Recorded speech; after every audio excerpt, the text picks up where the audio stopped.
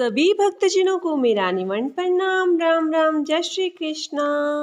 पूनम सिहाग की दुनिया में आप सभी का बहुत बहुत स्वागत है। श्रीमद् भागवत महात्म्य, पहला अध्याय, परीक्षित और व्रजनाभ का समागम। शांडिल्य मुनि के मुख से भगवान की लीला के रहस्य और व्रजभूमि के महत्व का वर्णन। महर्षि व्यास कहते हैं, जिसका स्वरूप है सच्चिदानंद घन, जो अपने सौंदर्य और माधुर्य आदि गुणों से सबका मन अपनी ओर आकर्षित कर लेते हैं और सदा सर्वदा अनंत सुख की वर्षा करते रहते हैं, जिनकी ही शक्ति से यह इस विश्व की उत्पत्ति, स्थिति और प्रलय होते हैं, उन भगवान श्री कृष्ण को हम भक्ति रस का आस्वादन करने के लिए नित्य निरंतर प्रणाम करते हैं। नैमिषारण्य क्षेत्र में श्री सूत जी स्वस्थ चित्त से अपने आसन पर बैठे हुए थे। उस समय भगवान की अमृतमयी लीला कथा के रसिक उसके रसास्वादन में अत्यंत कुशल सौनक आदि ऋषियों ने सूत जी को प्रणाम करके उनसे यह प्रश्न किया।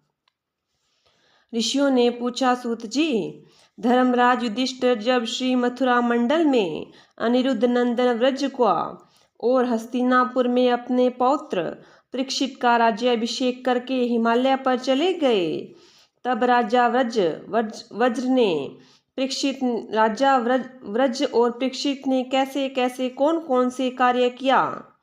सूत जी ने कहा, भगवान नारायण, नरोत्तम नर, देवी सरस्वती और महर्षि व्यास को नमस्कार करके शुद्धचित होकर भगवत तत्व को प्रकाशित करने वाले इतिहास पुराण रूप जय का उच्चारण करना चाहिए। सौनक आदि ब्रह्म ऋषियों, जब धर्मराज युधिष्ठिर आदि पांडवगण स्वर्गारोहण के लिए हिमालय चले गए, तब सम्राट परीक्षित एक दिन मथुरा गए। उनकी इस यात्रा का उद्देश्य इतना ही था कि वहां चलकर वज्रनाभ से मिलजुल आए।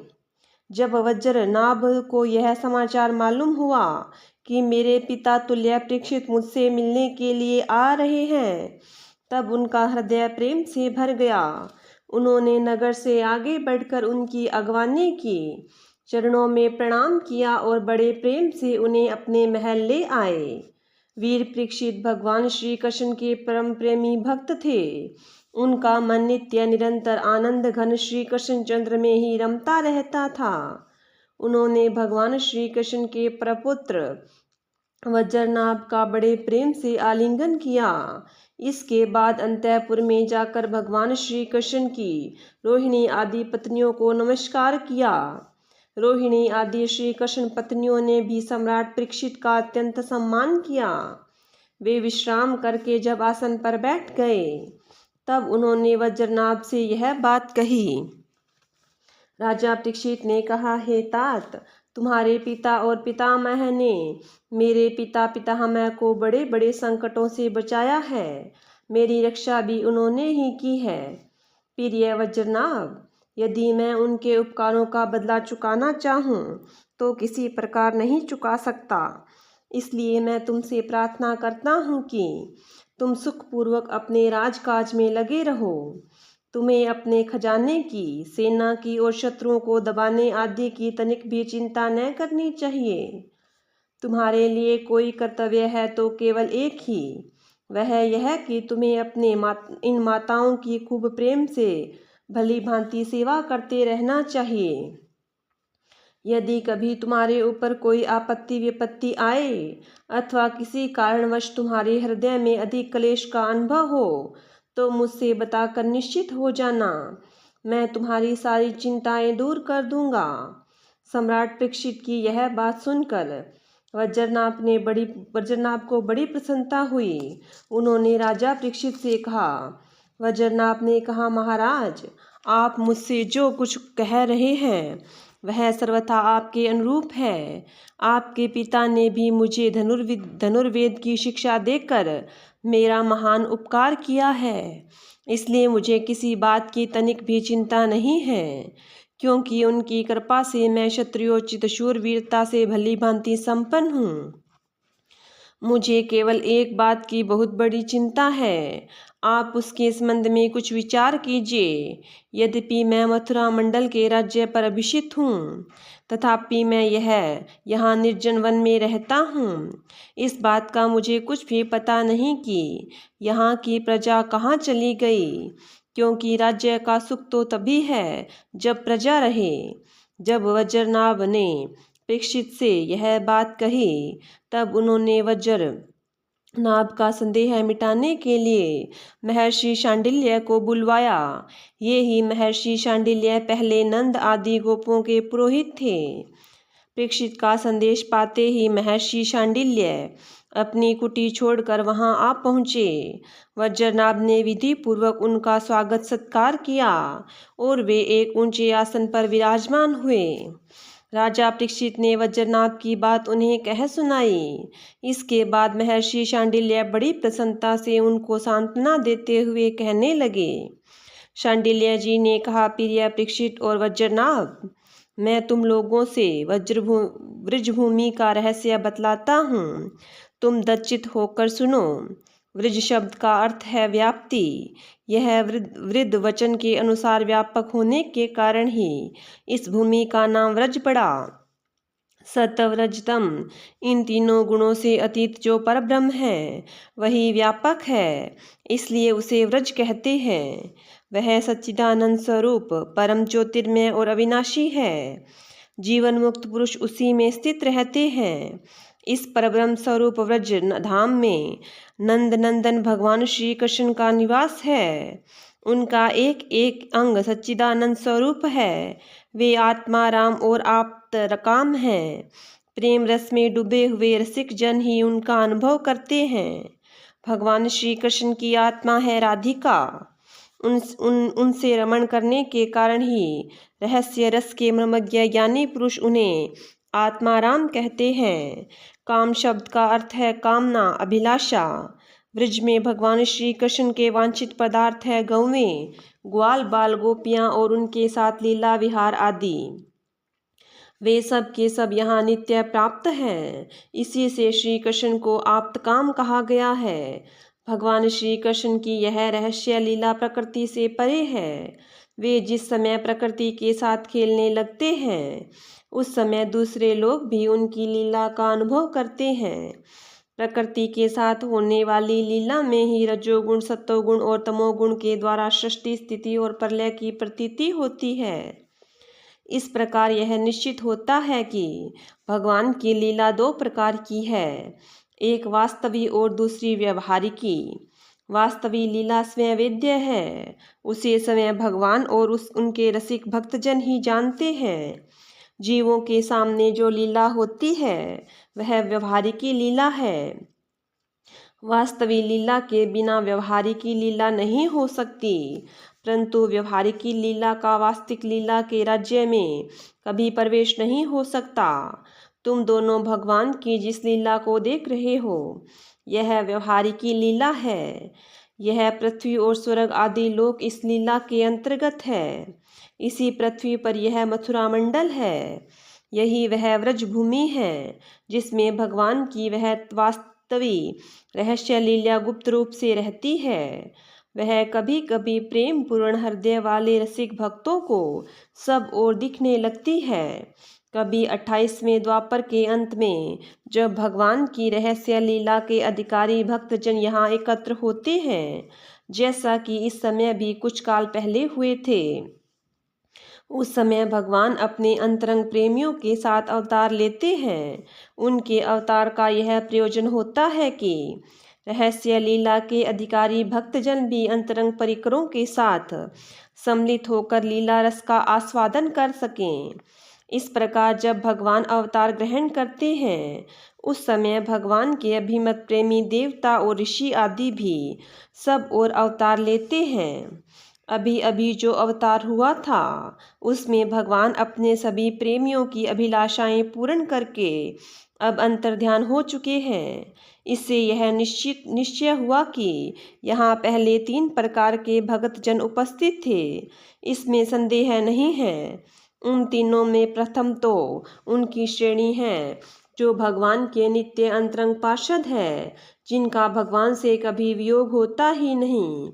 दूसरे वे हैं जो एकमात्र भगवान को पाने की इच्छा रखते हैं, उनकी अंतरंग लीला में अपना प्रवेश चाहते हैं। तीसरी श्रेणी में देवता आदि हैं। इसमें से जो देवता आदि के अंश से अवतीर्ण हुए थे, उन्हें भगवान ने व्रजभूमि से हटाकर पहले ही द्वारिका पहुंचा दिया था। फिर भगवान ने ब्राह्मण के शाप से उत्पन्न मुसल को निमित्त बनाकर यदुकुल में अवतीर्ण देवताओं को स्वर्ग में भेज दिया और पुनः अपने अपने अधिकार पर स्थापित कर दिया, तथा जिन्हें एकमात्र भगवान को ही पाने की इच्छा थी, उन्हें प्रेमानंद स्वरूप बनाकर श्री कृष्ण ने सदा के लिए अपने नित्य अंतरंग पार्षदों में सम्मिलित कर लिया। जो नित्य पार्षद है, वे यद्यपि यहाँ गुप्त रूप से होने वाली नित्य लीला में सदा ही रहते हैं, परंतु जो उनके दर्शन के अधिकारी नहीं हैं, ऐसे पुरुषों के लिए वे भी अदृश्य हो गए हैं। जो लोग व्यवहारिक लीला में स्थित हैं, वे नित्य लीला का दर्शन पाने के अधिकारी नहीं हैं। इसलिए यहाँ आने वालों के सब और निर्जन वन सुना ही सुना दिखाई देता है, क्योंकि वे वास्तविक लीला में स्थित भक्तजनों को देख नहीं सकते। इसलिए व्रजनाभ, तुम्हें तनिक भी चिंता नहीं करनी चाहिए। तुम मेरी आज्ञा से यहाँ बहुत से गांव बसाओ, इससे निश्चय ही तुम्हारे मनोरथों की सिद्धि होगी। भगवान श्री कृष्ण ने जहाँ जैसी लीला की है, उसके अनुसार उस स्थान का नाम रखकर तुम अनेकों गांव बसाओ और इस प्रकार दिव्य व्रज भूमि का भली भांति सेवन करते रहो। गोवर्धन, दीर्घपुर, मथुरा, महावन, गोकुल, नंदीग्राम, नंदगाम और बृहत्सानु, बरसाना आदि में तुम्हें अपने लिए छावनी बनानी चाहिए। उन स्थानों में रहकर भगवान की लीला के स्थल, नदी, पर्वत, घाटी, सरोवर और कुंड तथा कुंजवन आदि का सेवन करते रहना चाहिए। ऐसा करने से तुम्हारे राज्य में प्रजा बहुत ही संपन्न होगी और तुम भी अत्यंत प्रसन्न रहोगे। यह व्रजभूमि सच्चिदानंदमयी है, अतः तुम्हें प्रयत्न पूर्वक इस भूमि का सेवन करना चाहिए।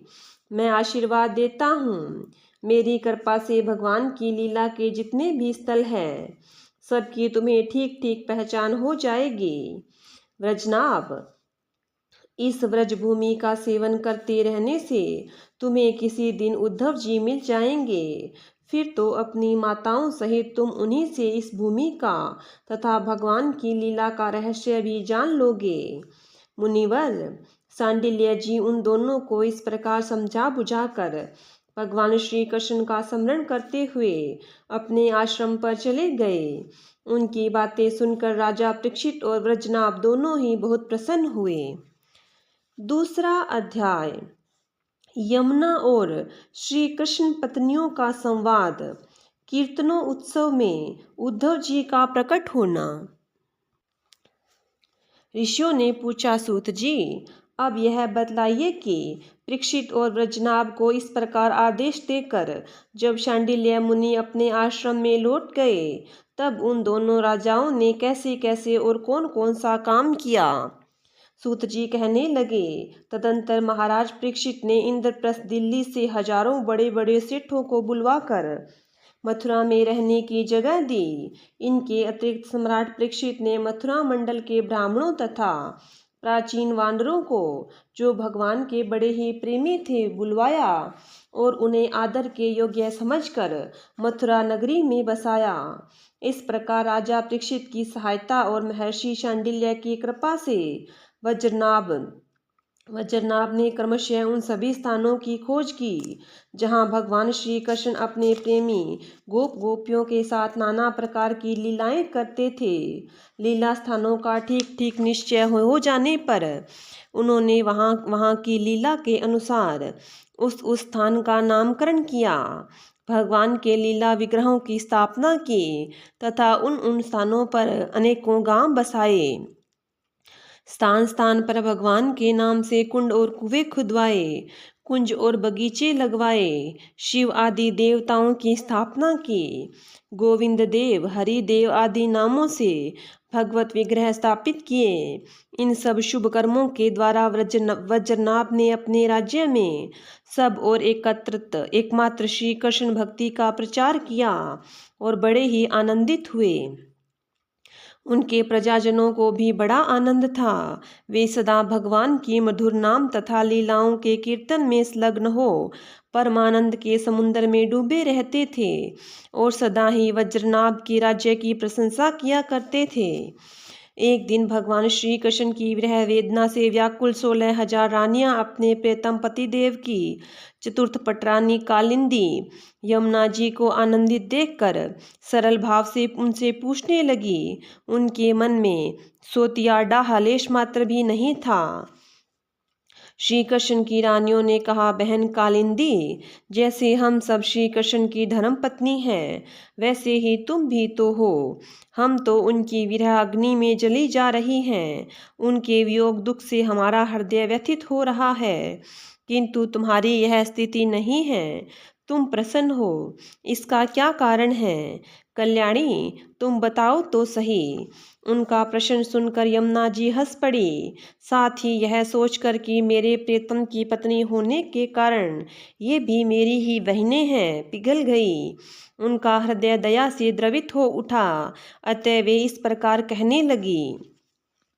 यमुना जी ने कहा, अपनी आत्मा में ही रमण करने के कारण भगवान श्री कृष्ण आत्मा राम है और उनकी आत्मा है श्री राधा जी। मैं दासी की भांति राधा जी की सेवा करती रहती हूँ। उनकी सेवा का ही यह प्रभाव है कि विरह हमारा स्पर्श नहीं कर सकता। भगवान श्री कृष्ण की जितनी भी रानियां हैं, सब के सब श्री राधा जी के ही अंश का विस्तार है। भगवान श्री कृष्ण और राधा सदा एक दूसरे के सम्मुख है। उनका परस्पर नित्य संयोग है। इसलिए राधा के स्वरूप में अंशतः विद्यमान जो श्री कृष्ण की अन्य रानियां हैं, उनको भी भगवान का नित्य संयोग प्राप्त है। श्री कृष्ण ही राधा है और राधा ही श्री कृष्ण है। उन दोनों का प्रेम ही वंशी है तथा राधा की प्यारी सखी चंद्रावली भी श्री कृष्ण चरणों के नख रूपी चंद्रमाओं की सेवा में आसक्त रहने के कारण ही चंद्रावली नाम से कही जाती है। श्री राधा और श्री कृष्ण की सेवा में उसकी बड़ी लालसा, बड़ी लगन है, इसलिए वह कोई दूसरा स्वरूप धारण नहीं करती। मैंने यही श्री राधा में ही रुक्मणी आदि का समावेश देखा है। तुम लोगों का भी सर्वांश में श्री कृष्ण के साथ वियोग नहीं हुआ है, किंतु तुम इस रहस्य को इस रूप में जानती नहीं हो, इसलिए इतनी व्याकुल हो रही हो। इसी प्रकार पहले भी जब अक्रूर श्री कृष्ण को नंदगांव से मथुरा ले आए थे, उस अवसर पर भी जो गोपियों को श्री कृष्ण की विरह की प्रतीति हुई थी, वह भी वास्तविक विरह नहीं, केवल विरह का आभास ही था। इस बात को जब तक वे नहीं जानती थी, तब तक उन्हें बड़ा कष्ट था। फिर जब उद्धव जी ने आकर उनका समाधान किया, तब वे इस बात को समझ सकी। यदि तुम्हें भी उद्धव जी का सत्संग प्राप्त हो जाए, तो तुम सब भी अपने प्रियतम श्री कृष्ण के साथ नित्य विहार का सुख प्राप्त कर लोगी। सूत जी कहते हैं, ऋषिगण, जब उन्होंने इस प्रकार समझाया, तब श्री कृष्ण की पत्नियां सदा प्रसन्न रहने वाली यमुना जी से पुनः बोली। उस समय उनके हृदय में इतनी बात की बड़ी लालसा थी कि किसी उपाय से उद्धव जी का दर्शन हो, जिससे हमें अपने प्रियतम के नित्य संयोग का सौभाग्य प्राप्त हो सके। श्री कृष्ण पत्नियों ने कहा, सखी, तुम्हारा ही जीवन धन्य है, क्योंकि तुम्हें कभी भी अपने प्राणनाथ के वियोग का दुख नहीं भोगना पड़ा। जिन श्री राधिका जी की कृपा से तुम्हारे अभीष्ट अर्थ की सिद्धि हुई है, उनकी अब हम लोग भी दासी हुई, किंतु तुम अभी यह कह चुकी हो कि उद्धव जी के मिलने पर ही हमारे सभी मनोरथ पूर्ण होंगे। इसलिए कालिंदी, अब ऐसा कोई उपाय बताओ जिससे उद्धव जी भी शीघ्र ही मिल जाएं। सूत जी कहते हैं, श्री कृष्ण की रानियां जब यमुना जी से इस प्रकार कहा कहने लगी। तब वे भगवान श्री कृष्णचंद्र की 16 कलाओं का चिंतन करती हुई उनसे कहने लगी। जब भगवान श्री कृष्ण अपने परम धाम को पधारने लगे तब उन्होंने अपने मंत्री उद्धव से कहा, उद्धव, साधना करने की भूमि है बद्रिकाश्रम, अतः अपनी साधना पूर्ण करने के लिए तुम वहीं जाओ। भगवान की इस आज्ञा के अनुसार उद्धव जी इस समय अपने साक्षात स्वरूप से बद्रिकाश्रम में विराजमान हैं और वहां जाने वाले जिज्ञासु लोगों को भगवान के बताए हुए ज्ञान का उपदेश करते हैं। साधन की फल रूपा भूमि है व्रज भूमि। इसे भी इसके रहस्यों सहित भगवान ने पहले ही उद्धव को दे दिया था, किंतु अब वह फल भूमि यहाँ से भगवान के अंतर्ध्यान होने के साथ ही स्थूल दृष्टि से परे जा चुकी है। इसलिए इस समय यहाँ उद्धव प्रत्यक्ष दिखाई नहीं पड़ते। फिर भी एक स्थान है जहाँ उद्धव जी का दर्शन हो सकता है। गोवर्धन पर्वत के निकट भगवान की लीला सहचरी गोपियों की विहार स्थली है। वहाँ की लता, अंकुर और बेलों के रूप में अवश्य ही उद्धव जी वहाँ निवास करते हैं। लताओं के रूप में उनके रहने का यही उद्देश्य है कि भगवान की प्रियतमा गोपियों की चरण रज उन पर पड़ती रहे। उद्धव जी के संबंध में एक निश्चित बात यह भी है कि उन्हें भगवान ने अपना उत्सव स्वरूप प्रदान किया है। भगवान का उत्सव उद्धव जी का अंग है, वे उससे अलग नहीं रह सकते। इसलिए अब तुम लोग ब्रजनाभ को साथ लेकर वहां जाओ और कुसुम सरोवर के पास ठहरो। भगवत भक्तों की मंडली एकत्र करके वीणा, वेणु और मृदंग आदि बाजों के साथ भगवान के नाम और लीलाओं का कीर्तन, भगवत संबंधी काव्य कथाओं के श्रवण और भगवत गुणगान से युक्त सरस संगीतों के द्वारा महान उत्सव आरंभ करो। इस प्रकार जब उस महान उत्सव का विस्तार होगा तब निश्चय है कि वहाँ उद्धव जी का दर्शन मिलेगा। वे ही भली भांति तुम सब लोगों का मनोरथ पूर्ण करेंगे।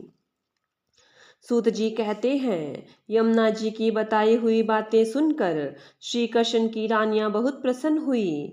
उन्होंने यमुना जी को प्रणाम किया और वहां से लौटकर व्रजनाभ तथा परीक्षित से सारी बात कह सुनाई।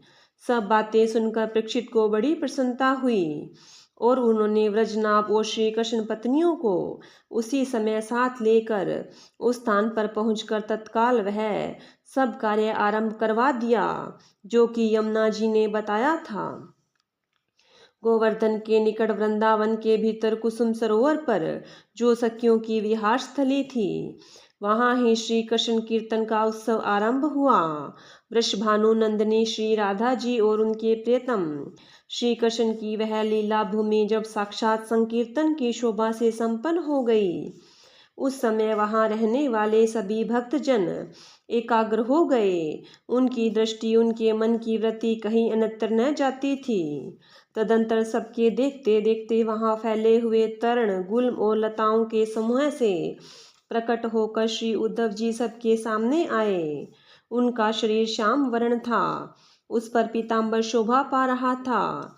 वे गले में वनमाला और गुंजा की माला धारण किए हुए थे तथा मुख से बारंबार गोपी वल्लभ श्री कृष्ण की मधुर लीलाओं का गान कर रहे थे। उद्धव जी के आगमन से उस संकीर्तनों उत्सव की शोभा कई गुना बढ़ गई। जैसे स्फटिक मणि की बनी हुई अट्टालिका की छत पर चांदनी छिटकने से उसकी शोभा और भी बढ़ जाती है। उस समय सभी लोग आनंद के समुद्र में निमग्न हो अपना सब कुछ भूल गए, सुध बुध खो बैठे। थोड़ी देर बाद जब उनकी चेतना दिव्य लोक से नीचे आई, अर्थात जब उन्हें होश हुआ, तब उद्धव जी को भगवान श्री कृष्ण के स्वरूप में उपस्थित देख अपना मनोरथ पूर्ण हो जाने के कारण प्रसन्न हो वे उनकी पूजा करने लगे। तीसरा अध्याय श्रीमद् भागवत की परंपरा और उसका महात्म्य। भागवत श्रवण से श्रोताओं को भगवत धाम की प्राप्ति। सूत जी कहते हैं, उद्धव जी ने वहां एकत्र हुए सब लोगों को श्री कृष्ण कीर्तन में लगा देखकर सभी का सत्कार किया और राजा परीक्षित को हृदय से लगाकर कहा। उद्धव जी ने कहा, राजन, तुम धन्य हो, एकमात्र श्री कृष्ण की भक्ति से पूर्ण हो, क्योंकि श्री कृष्ण संकीर्तन के महोत्सव में तुम्हारा हृदय इस प्रकार निमग्न हो गया है। बड़े सौभाग्य की बात है कि श्री कृष्ण की पत्नियों के प्रति तुम्हारी भक्ति और वज्रनाभ पर तुम्हारा प्रेम है। तात, तुम तो कुछ कर रहे हो, तुम जो कुछ कर रहे हो सब तुम्हारे अनुरूप ही है, क्यों न हो। श्री कृष्ण ने ही तुम्हें शरीर और वैभव प्रदान किया है, अतः तुम्हारा उनके प्रपोत्र पर प्रेम होना स्वाभाविक ही है।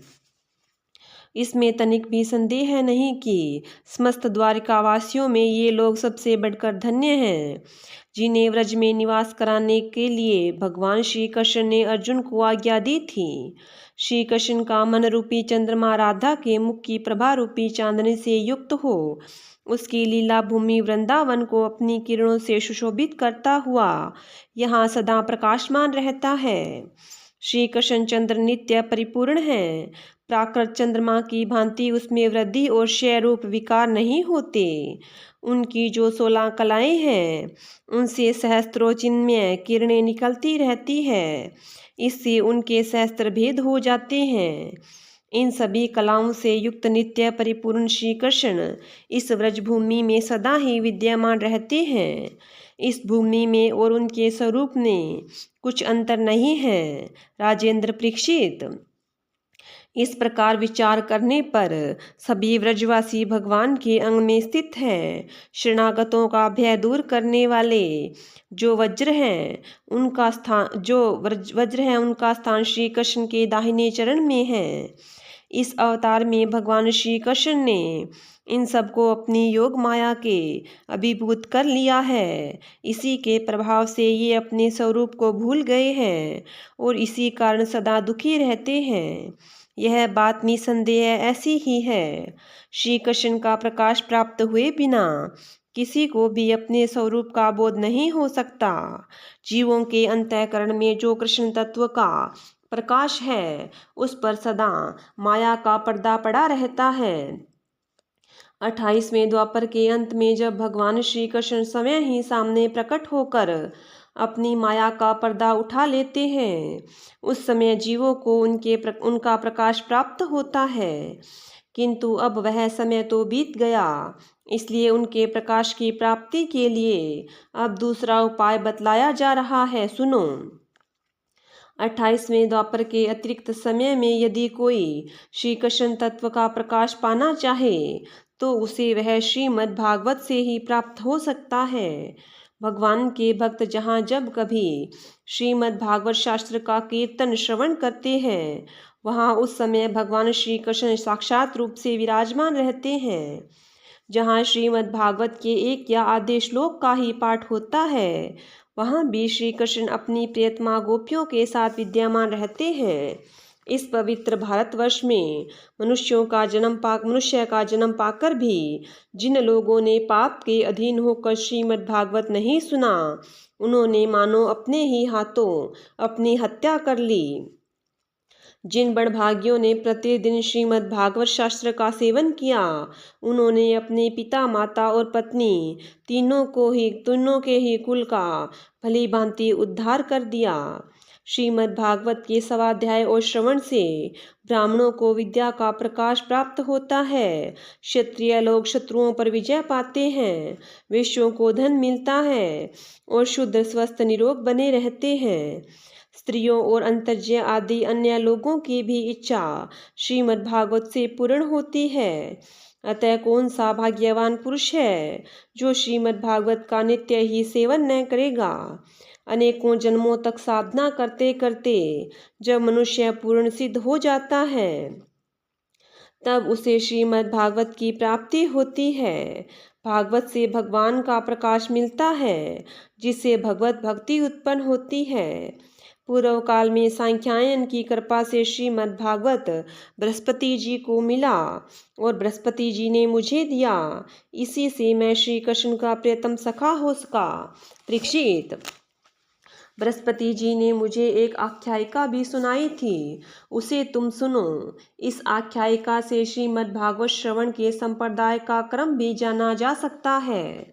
बृहस्पति जी ने कहा था, अपनी माया से पुरुष रूप धारण करने वाले भगवान श्री कृष्ण ने जब सृष्टि के लिए संकल्प किया, तब उनके दिव्य विग्रह से 3 पुरुष प्रकट हुए। इनमें रजोगुण की प्रधानता से ब्रह्मा, सत्वगुण की प्रधानता से विष्णु, तमोगुण की प्रधानता से रुद्र प्रकट हुए। भगवान ने इन तीनों को क्रमशः जगत की उत्पत्ति, पालन और संहार करने का अधिकार प्रदान किया। जब भगवान के नाभि कमल से उत्पन्न हुए ब्रह्मा जी ने उनसे अपना मनोभाव यूं प्रकट किया। ब्रह्मा जी ने कहा, परमात्मन, आप नार अर्थात जल में शयन करने के कारण नारायण नाम से प्रसिद्ध हैं। सबके आदि कारण होने से आदि पुरुष है। आपको नमस्कार है।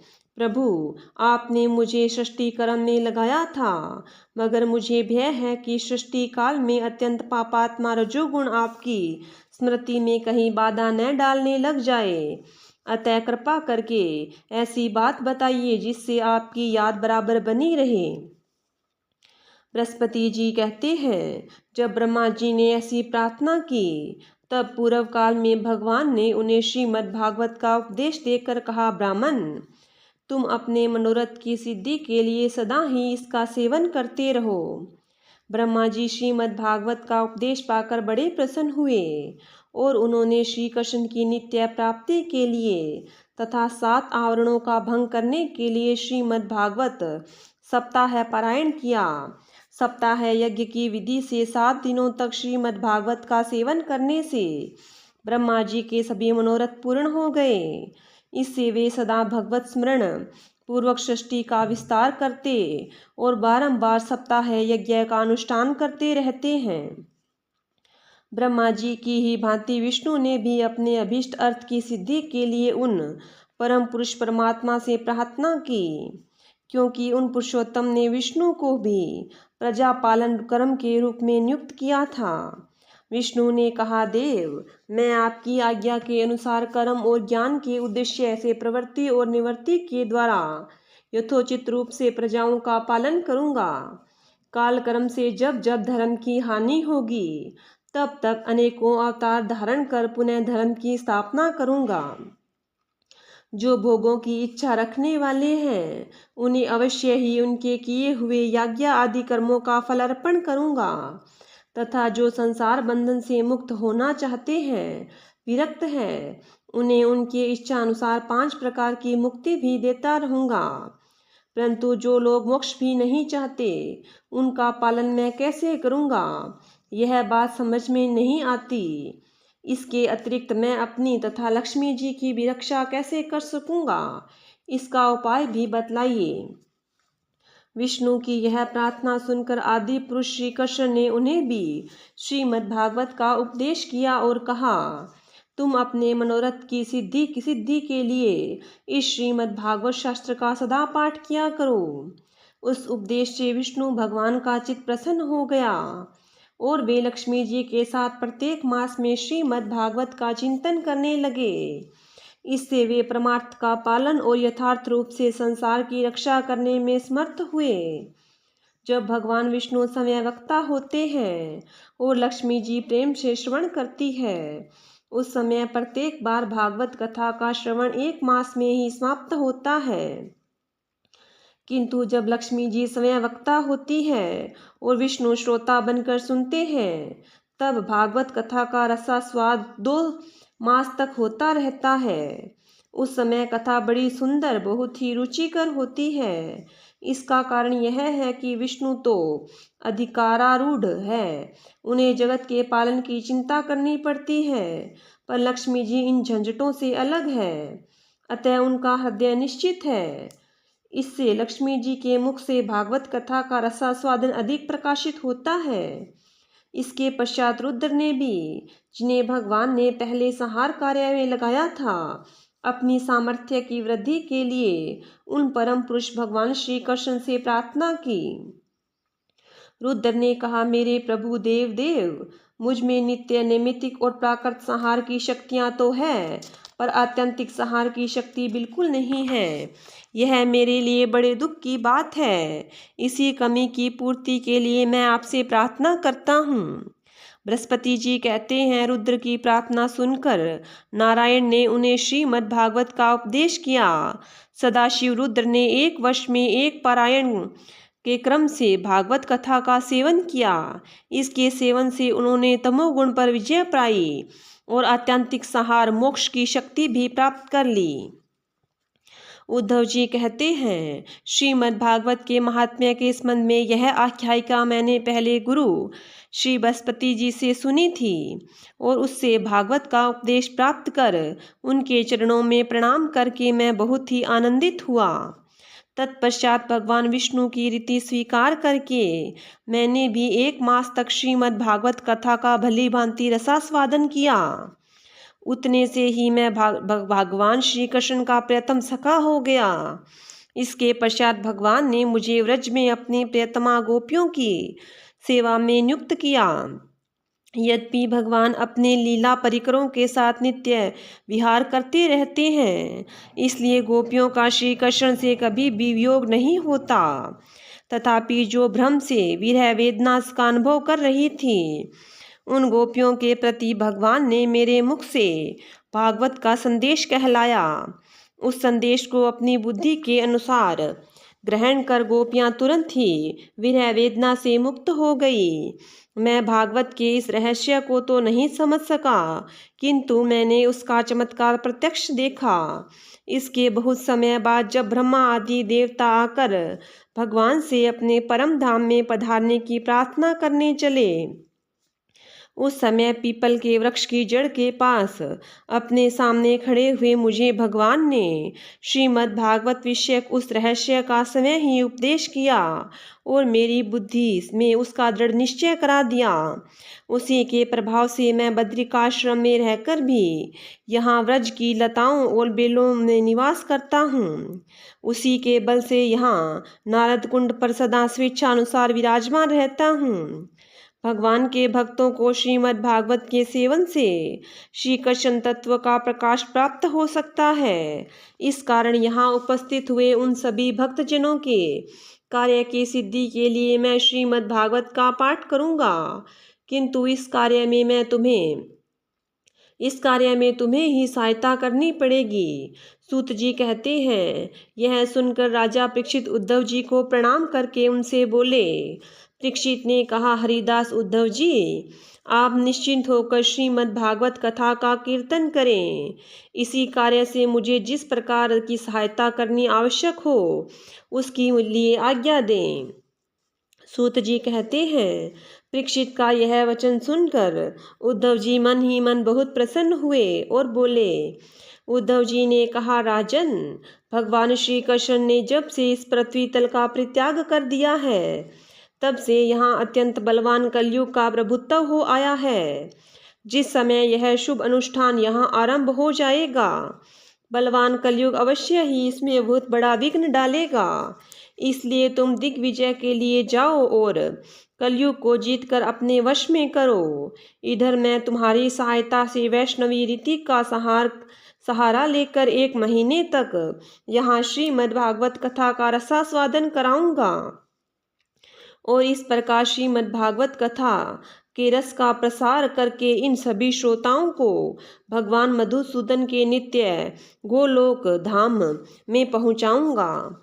सूत जी कहते हैं, उद्धव जी की बात सुनकर राजा परीक्षित पहले तो कलयुग पर विजय पाने के विचार से बड़े प्रसन्न हुए, परंतु पीछे यह सोचकर कि मुझे भागवत कथा के श्रवण से वंचित ही रहना पड़ेगा, चिंता से व्याकुल हो उठे। उस समय उन्होंने उद्धव जी से अपना अभिप्राय इस प्रकार प्रकट किया। राजा परीक्षित ने कहा, हे तात, आपकी आज्ञा के अनुसार तत्पर होकर मैं कलयुग को तो अवश्य ही अपने वश में करूँगा, मगर श्रीमद् भागवत की प्राप्ति मुझे कैसे होगी? मैं भी आपके चरणों की शरण में आया हूँ, अतः मुझ पर आपको अनुग्रह करना चाहिए। सूत जी कहते हैं, उनके इस वचन को सुनकर उद्धव जी पुनः बोले। उद्धव जी ने कहा, राजन, तुम्हें तो किसी भी बात के लिए किसी प्रकार की चिंता नहीं करनी चाहिए, क्योंकि इस भागवत शास्त्र के प्रधान अधिकारी तो तुम ही हो। संसार के मनुष्य नाना प्रकार के कर्मों में रचे पचे हुए ये लोग आज तक प्राय भागवत श्रवण की बात भी नहीं जानते। तुम्हारे ही प्रसाद से इस भारतवर्ष में रहने वाले अधिकांश मनुष्य श्रीमद् भागवत की कथा की प्राप्ति होने पर शाश्वत सुख प्राप्त करेंगे। महर्षि भगवान श्री सुखदेव जी साक्षात नंद नंदन श्री कृष्ण के स्वरूप हैं। वे ही तुम्हें श्रीमद् भागवत की कथा सुनाएंगे, इसमें तनिक भी संदेह की बात नहीं है। राजन, उस कथा के श्रवण से तुम व्रजेश्वर श्री कृष्ण के नित्य धाम को प्राप्त करोगे। इसके पश्चात उस पृथ्वी पर श्रीमद् भागवत कथा का प्रचार होगा। अतः राजेंद्र परीक्षित, तुम जाओ और कलयुग को जीतकर अपने वश में करो। सूत जी कहते हैं, उद्धव जी के इस प्रकार कहने पर राजा परीक्षित ने उनकी परिक्रमा करके उन्हें प्रणाम किया और दिग्विजय के लिए चले गए। इधर वज्र ने भी अपने पुत्र प्रतिबाहु को अपनी राजधानी मथुरा का राज्य बना दिया और माताओं के को साथ लेकर उसी स्थान पर जहाँ उद्धव जी प्रकट हुए थे जाकर श्रीमद् भागवत सुनने की इच्छा से रहने लगे। तदंतर उद्धव जी ने वृंदावन में गोवर्धन पर्वत के निकट 1 महीने तक श्रीमद् भागवत कथा के रस की धारा बहाई। उस रस के आस्वादन करते समय प्रेमी श्रोताओं की दृष्टि में सब और भगवान श्री कृष्ण सच्चिदानंदमयी लीला प्रकाशित हो गई और सर्वत्र श्री कृष्ण चंद्र का साक्षात्कार होने लगा। उस समय सभी श्रोताओं ने अपने को भगवान के स्वरूप में स्थित देखा। वज्रनाभ ने भगवान के दाहिने चरण कमल में अपने को स्थित देखा और श्री कृष्ण के विरह शोक से मुक्त होकर उस स्थान पर अत्यंत सुशोभित होने लगे। वज्रनाभ की ये वे रोहिणी आदि माताएं भी रास की रजनी में प्रकाशित होने वाली श्री कृष्ण रूपी चंद्रमा के विरह में अपने कला और प्रभा के रूप में स्थित देख बहुत ही विस्मित हो हुई तथा अपने प्राण प्यारे की विरह वेदना से छुटकारा पाकर उनके परम धाम में प्रविष्ट हो गई। इसके अतिरिक्त भी जो श्रोतागण वहां उपस्थित थे वे भी भगवान की नित्य अंतरंग लीला में सम्मिलित होकर उस स्थूल व्यवहारिक जगत से तत्काल अंतर्ध्यान हो गए। वे सभी सदा ही गोवर्धन पर्वत के कुंज और झाड़ियों में, वृंदावन काम्यवन आदि वनों में तथा वहाँ की दिव्य गौओं के बीच श्री कृष्ण के साथ विचरते हुए अत्यंत अनंत आनंद का अनुभव करते रहते हैं। जो लोग श्री कृष्ण के प्रेम में मग्न हैं उन भावुक भक्तों को उनके दर्शन भी होते हैं। सूत जी कहते हैं, जो लोग इस भगवत प्राप्ति की कथा को सुनेंगे और कहेंगे उन्हें भगवान मिल जाएंगे और उनके दुखों का सदा के लिए अंत हो जाएगा। चौथा अध्याय, श्रीमद् भागवत का स्वरूप, प्रमाण, श्रोता वक्ता के लक्षण, श्रवण विधि और महात्म्य। सोनक आदि ऋषियों ने कहा, सूत जी, आपने हम लोगों को बहुत अच्छी बात बताई। आपकी आयु आप बढ़े, आप चिरंजीवी हो और चिरकाल तक हमें इसी प्रकार उपदेश करते रहो। आज हम लोगों ने आपके मुख से श्रीमद् भागवत का अपूर्व महात्म्य सुना है। सूत जी, अब इस समय आप हमें यह बताइए कि श्रीमद् भागवत का स्वरूप क्या है, उसका प्रमाण, उसके श्लोक संख्या कितनी है, किस विधि से उसका श्रवण करना चाहिए और श्रीमद् भागवत के वक्ता और श्रोता के क्या लक्षण हैं। अभिप्राय यह है कि उसके वक्ता और श्रोता कैसे होने चाहिए। सूत जी कहते हैं, ऋषिगण, श्रीमद् भागवत और श्री भगवान का स्वरूप सदा एक ही है और वह है सच्चिदानंदमय। भगवान श्री कृष्ण में जिनकी लगन लगी है, उन भावुक भक्तों के हृदय में जो भगवान के माधुर्य भाव को अभिव्यक्त करने वाला, उनके दिव्य माधुर्य रस का आस्वादन करने वाला सर्वोत्कृष्ट वचन है, उसे श्रीमद् भागवत समझो, जो वाक्य ज्ञान विज्ञान भक्ति एवं उनके अंगभूत साधन चतुष्टय को प्रकाशित करने वाला है तथा जो माया का मर्दन करने में समर्थ है, उसे भी तुम श्रीमद् भागवत समझो। श्रीमद् भागवत अनंत अक्षर स्वरूप है, इसका नित्य प्रमाण भला कौन जान सकता है। पूर्व काल में भगवान विष्णु ने ब्रह्मा जी के प्रति 4 श्लोकों में इसका दिग्दर्शन मात्र कराया था। विप्रगण इस भागवत की अपार गहराई में डुबकी लगाकर इसमें से अपनी अभीष्ट वस्तु की प्राप्ति करने में केवल ब्रह्मा विष्णु और शिव आदि ही समर्थ है, दूसरे नहीं। परंतु जिनकी बुद्धि आदि वृत्तियां परिमित है, ऐसे मनुष्यों का हित साधन करने के लिए श्री व्यास जी ने परीक्षित और सुखदेव जी के संवाद के रूप में जिसका गान किया है, उसी का नाम श्रीमद् भागवत है। उस ग्रंथ की श्लोक संख्या 18,000 है। 18,000 है। इस भवसागर में जो प्राणी कली रूप ग्रह से ग्रस्त हो रहे हैं, उनके लिए वह श्रीमद् भागवत ही सर्वोत्तम सहारा है। अब भगवान श्री कृष्ण की कथा का आश्रय लेने वाले श्रोताओं का वर्णन करते हैं। श्रोता 2 प्रकार के माने गए हैं, प्रवर उत्तम तथा अवर अधम। प्रवर श्रोताओं को के चातक, हंस, शुक और मीन आदि कई भेद हैं। अवर के भी वृक, भुरुंड, वृष और उष्ट आदि अनेकों भेद हैं। चातक कहते हैं पपीहे को, वह जैसे बादल से बरसते हुए जल में ही स्पृहा रखता है, दूसरे जल को छूता ही नहीं। उसी प्रकार जो श्रोता सब कुछ छोड़कर केवल श्री कृष्ण संबंधी शास्त्रों के श्रवण का व्रत ले लेता है, वह चातक कहा गया है। जैसे हंस दूध के साथ मिलकर एक हुए जल से निर्मल दूध ग्रहण कर लेता है और पानी को छोड़ देता है, उसी प्रकार जो श्रोता अनेकों शास्त्रों का श्रवण करके भी उसमें से सार भाग अलग करके ग्रहण करता है, उसे हंस कहते हैं।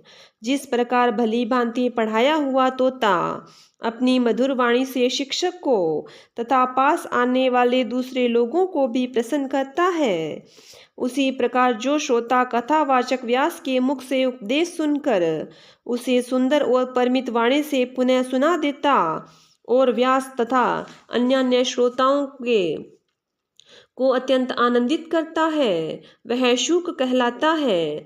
जैसे क्षीर सागर में मछली मौन रहकर अपलक आंखों से देखती हुई सदा दुग्ध पान करती रहती है, उसी प्रकार जो कथा सुनते समय निर्निमेष नयनों से देखता हुआ मुँह से कभी एक शब्द भी नहीं निकालता और निरंतर कथा रस का ही आस्वादन करता रहता है, वह प्रेमी श्रोता मीन कहा गया है। ये प्रवर अर्थात उत्तम श्रोताओं के भेद बताए गए हैं। अब अवर यानी कि अधम श्रोता बताए जाते हैं। वृक कहते हैं भेड़िए को। जैसे भेड़िया वन के भीतर वेणु की मीठी आवाज सुनने में लगे हुए मृगों को डराने वाली भयानक गर्जना करता है, वैसे ही जो मूर्ख कथा श्रवण के समय रसिक श्रोताओं को उद्विग्न करता हुआ बीच बीच में जोर जोर से बोल उठता है, वह वृक कहलाता है। हिमालय के शिखर पर एक भूखंड जाति का पक्षी होता है, वह किसी भी शिक्षाप्रद वाक्य सुनकर वैसा ही बोलता है, किंतु समय उससे लाभ नहीं उठाता। उसी प्रकार जो उपदेश बात सुनकर उसे दूसरों को तो सिखाए पर समय आचरण में न लाए, ऐसे श्रोता को भुरुंड कहते हैं। वृष कहते हैं बेल को। इसके सामने मीठी मीठी अंगूर हो या कड़वी खली, दोनों को वह एक सा मानकर खाता है। उसी प्रकार जो सुनी हुई सभी बातें ग्रहण करता है, पर सार और असार वस्तुओं का विचार करने में उसकी बुद्धि अंधी असमर्थ होती है, ऐसा श्रोता वृष कहलाता है। जिस प्रकार ऊंट माधुर्य गुणों से युक्त आम को भी छोड़कर केवल नीम की ही पत्ती चबाता है, उसी प्रकार जो भगवान की मधुर कथा को छोड़कर उसके विपरीत सांसारिक बातों में रमता रहता है, उसे ऊंट कहते हैं। ये कुछ थोड़े से भेद यहाँ बताए गए। इसके अतिरिक्त भी प्रवर अवर दोनों प्रकार के श्रोताओं के, भ्रमर और गधा आदि बहुत से भेद हैं। इन सब भेदों को उन श्रोताओं के लिए स्वाभाविक आचार व्यवहार से परखना चाहिए। जो वक्ता के सामने उन्हें विधिवत प्रणाम करके बैठे और अन्य सांसारिक बातों को छोड़कर केवल श्री भगवान की लीला कथाओं को ही सुनने की इच्छा रखे, समझने में अत्यंत कुशल हो, नम्र हो, हाथ जोड़े रहे, शिष्य भाव से उपदेश ग्रहण करे और भीतर श्रद्धा और विश्वास रखे। इसके सिवा जो कुछ सुने उसका बारंबार चिंतन करता रहे, जो बात समझ में न आए पूछे और पवित्र भाव से रहे तथा श्री कृष्ण के भक्तों पर सदा ही प्रेम रखता हो, ऐसे ही श्रोता को वक्ता लोग उत्तम श्रोता कहते हैं। जब वक्ता के लक्षण बताए हैं, अब वक्ता के लक्षण बतलाए हैं जिनका मन सदा भगवान में लगा रहे, जिसे किसी भी वस्तु की अपेक्षा न हो, जो सबका सुहृद और दीनों पर दया करने वाला हो तथा अनेकों युक्तियों से तत्व का बोध करा देने में चतुर हो, उसी वक्ता को मुनि लोग भी सम्मान करते हैं। उसी वक्ता का मुनि लोग भी सम्मान करते हैं। विप्रगण, अब मैं भारतवर्ष की भूमि पर श्रीमद् भागवत कथा के सेवन करने के लिए जो आवश्यक विधि है उसे बतलाता हूँ, आप सुने। इस विधि के पालन से श्रोता की सुख परंपरा का विस्तार होता है। श्रीमद् भागवत का सेवन 4 प्रकार का है, सात्विक, राजस, तामस और निर्गुण। जिसमें यज्ञ की भांति तैयारी की हो, बहुत सी पूजा सामग्री के कारण जो अत्यंत शोभा संपन्न दिखाई दे रहा हो और बड़े ही परिश्रम से बहुत उतावली के साथ 7 दिनों में ही जिसकी समाप्ति की जाए, वह प्रसन्नता पूर्वक किया हुआ श्रीमद् भागवत का सेवन राजस है। 1 या 2 महीने में धीरे धीरे कथा का रस आस्वादन करते हुए बिना परिश्रम के जो श्रवण होता है, वह पूर्ण आनंद को बढ़ाने वाला सात्विक सेवन कहलाता है। तामस सेवन वह है जो कभी भूल से छोड़ दिया जाए और याद आने पर फिर आरंभ कर लिया जाए। इस प्रकार 1 वर्ष तक आलस्य और अश्रद्धा के साथ चलाया जाए, वह तामस सेवन भी न करने की अपेक्षा अच्छा और सुख देने वाला है। जब वर्ष, महीना और दिनों के नियम का आग्रह छोड़कर सदा ही प्रेम और भक्ति के साथ श्रवण किया जाए, तब वह सेवन निर्गुण माना गया है। राजा परीक्षित और सुखदेव के संवाद में भी जो भागवत का सेवन हुआ था, वह निर्गुण ही बताया गया है। उसमें तो जो 7 दिनों की बात आती है, वह राजा की आयु के बचे हुए दिनों की संख्या के अनुसार है, सप्ताह कथा का नियम करने के लिए नहीं। भारतवर्ष के अतिरिक्त अन्य स्थानों में भी त्रिगुण, सात्विक, राजस और तामस अथवा निर्गुण सेवन अपनी रुचि के अनुसार करना चाहिए।